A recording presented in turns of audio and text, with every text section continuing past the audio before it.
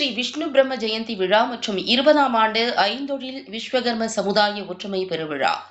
கோவை வாழ் விஸ்வகர்ம சமுதாய மக்கள் சார்பில் ஸ்ரீ விஸ்வ பிரம்ம ஜெயந்தி விழா மற்றும் 20ஆம் ஆண்டு ஐந்தொழில் விஸ்வகர்ம சமுதாய ஒற்றுமை பெருவிழா பெரிய கடைவீதி அருள்மிகு ஸ்ரீ காமாட்சியம்மன் திருக்கோவில் வளாகத்தில் 1008 திருவிளக்கு பூஜை ஸ்ரீ காமாட்சியம்மன் கோவில் தேவஸ்தான நிர்வாகிகள் மற்றும் விழா கமிட்டியாளர்கள், ஸ்ரீ விஸ்வ பிரம்ம ஜெயந்தி திருவிழா கமிட்டி நிர்வாகிகள் ஆகியோர் தலைமையில் நடைபெற்றது.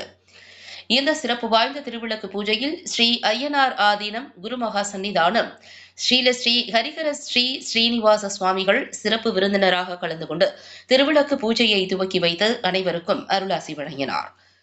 3 நாட்கள் நடைபெறவுள்ள விஸ்வ பிரம்ம ஜெயந்தி விழாவில் முன்னதாக காலையில் மகா யாகம் மற்றும் உலக நலன் வேண்டி சிறப்பு பூஜைகள், மாலையில் இன்னிசை நிகழ்ச்சி, பரதநாட்டியம் போன்ற கலை நிகழ்ச்சிகள் நடைபெற்றன.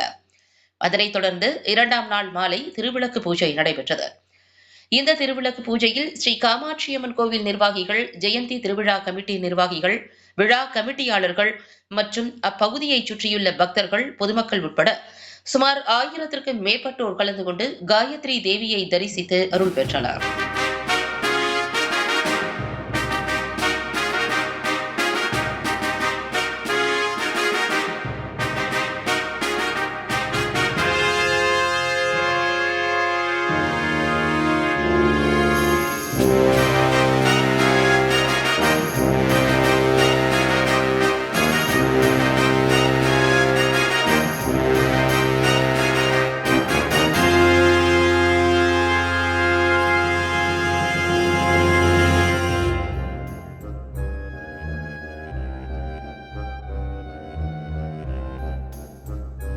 ஓம் அருள்மொழிக்கு எம்மை ஆள்போய் போற்றி.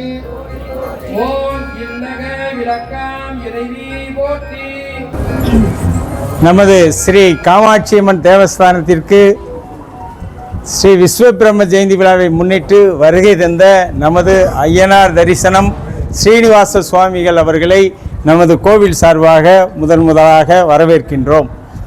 இந்த ஜெயந்தி விழா என்பது விஸ்வகர்ம ஜெயந்தி தமிழகம் முழுவதும் சிறப்பாக நடைபெற்று வருகிறது. கோவையில் சுமார் 20 ஆண்டுகளுக்கு முன்னர் ஆரம்பிக்கப்பட்ட இந்த திருவிழா மிக சிறப்பாக இன்று கோவையில் நடைபெற்று கொண்டிருக்கிறது. இதற்கு காரணம் இங்குள்ள விஸ்வகர்ம சமுதாய மக்களின் ஒற்றுமை தான். இந்த ஒற்றுமையில் இன்னைக்கு சாமிஜி கலந்து ஒரு 500 பெண்களுக்கு அத்தனை பேத்துக்கும் விளக்கு பூஜைக்கு தேவையான அத்தனையும் புடவைகளும் கொடுத்து சிறப்பு செய்து விட்டார். அதுபோக கோவில் கமிட்டியாளர்களுக்கு சிறப்பு செஞ்சாங்க. அதுக்கு நாங்கள் முதற்க நன்றியை தெரிவித்துக் கொள்கிறோம்.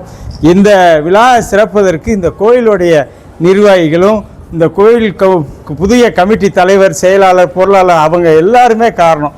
இது ஒரு ஆளால் செய்ய முடியாது.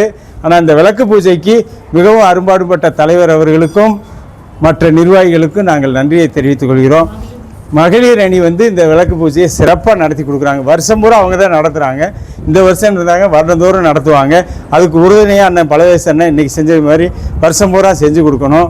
அதே மாதிரி இந்த விழாவுக்கு கோயில் கமிட்டியில் தலைவர், செயலாளர், பொருளாளர் எல்லாரும் ஒற்றுமையாக செஞ்சாங்க. கடந்த 19 ஆண்டுகளாக நடைபெற்ற திருவிழாவை விட இந்த வருஷம் மிக சிறப்பாக இருக்குது. நாளைக்கு நடக்கிற யாக பூஜையும் சரி, அன்னதானமும் சரி, மகா ஊர்வலம், இந்த கோயம்புத்தூர்லேயே கோணியம்மன் தேர், விநாயகர் சதுர்த்தி, அதுக்கு அடுத்து பெரிய திருவிழாவே நம்மளுடைய விஸ்வகர்ம ஜெயந்தி தான்.